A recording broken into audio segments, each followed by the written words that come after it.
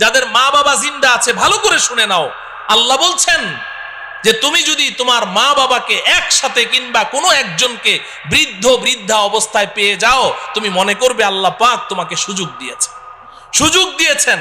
মাকে পেয়েছো, বাবাকে পেয়েছো, বা উভয়কে পেয়েছো, তো আমি আল্লাহ তোমাকে 5টা কর্মসূচি দিচ্ছি। কয়টা?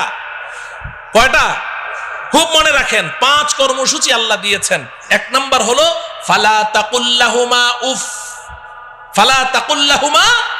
উফ। তুমি তোমার মা বাবার সামনে এমন কোনো কথা বলতে পারবে না, এমন কোনো কাজ করতে পারবে না যে তোমার কথায় কাজে কষ্ট পেয়ে তোমার মা কিংবা তোমার বাবা বলবে উফ। উফ শব্দটা তোমার মা বাবা যদি উচ্চারণ করেছে, তোমার জান্নাতের বাড়িতে আর যাওয়া লাগবে না। কিংবা তোমার মা বাবার কোনো কথা শুনে তুমি বিরক্ত হয়ে বললে উফ বাবা থামো তো, উফ মা চুপ করো তো, এই যে তুমি উফ বলেছো, তোমার জন্য জান্নাত হারাম হয়ে যাবে। লা তাকুল্লাহুমা উফ, 1 নাম্বার। 2 নাম্বার ওয়ালা তানহারহুমা। বাবা মাকে ধমক দিয়ে কথা বলিস না, ঝাড়ি মেরে কথা বলিস না। তোর হাতে, তোর শরীরে এখন অনেক শক্তি আছে, তো মা বাবা দুর্বল হয়ে গেছে, এখন মা বাবার সাথে ধমক দিয়ে কথা বলবি, ঝাড়ি মেরে কথা বলবি, আমি আল্লাহ এটা তোর জন্য হারাম ঘোষণা করলাম। ধমক দিয়ে কথা বলিস না। লা তানহারহুমা। 3 নম্বর কর্মসূচি ওয়াকুল লাহুমা কওলান কারীমা। মা বাবার সাথে নরম স্বরে, আদরের স্বরে কথা বলো, আদর করে করে মা বাবার সাথে কথা বলো।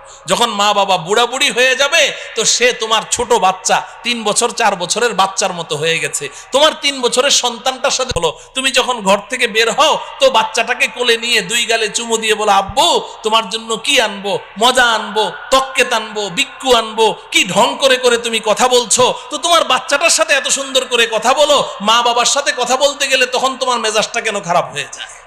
সেম মা বাবার সাথেও আদর করে করে কথা বলতে হবে। ওয়াকুল্লাহুমা কওলান কারীমা। চেহারাটা গোমরাহ করে রেখো না, গাল ফুলিয়ে রেখো না। মা বাবার সামনে গিয়ে এমন ভাবে মুড অফ করে রাখো যে তোমার মার মনে চায় একটু কমলা খাবে, কিন্তু ভয়ে তোমাকে বলতে পারে না।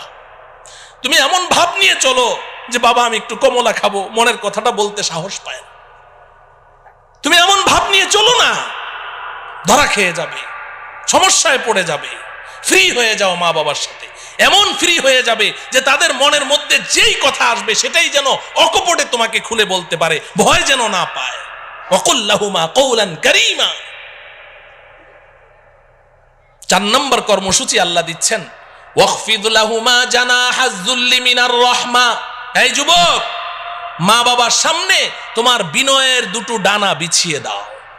মা বাবার পায়ের নিচে তোমার বিনয়ের 2টো ডানা বিছিয়ে দাও, একদম নরম হয়ে যাও। 4টা কর্মসূচি আল্লাহ দিয়েছেন।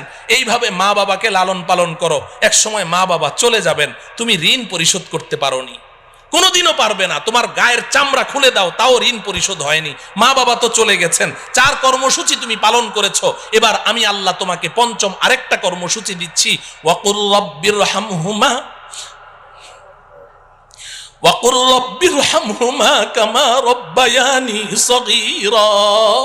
সারাটা জীবন যতদিন জিন্দা থাকো, আমি আল্লাহর কাছে হাত দুটো তুলে চোখের পানি ছেড়ে বলতে থাকো, আল্লাহ গো আপনি যেভাবে বলেছেন চেষ্টা তো করেছি, কিন্তু মা বাবার হক তো আদায় করতে পারি নাই, আপনি তো নিয়ে গেলেন।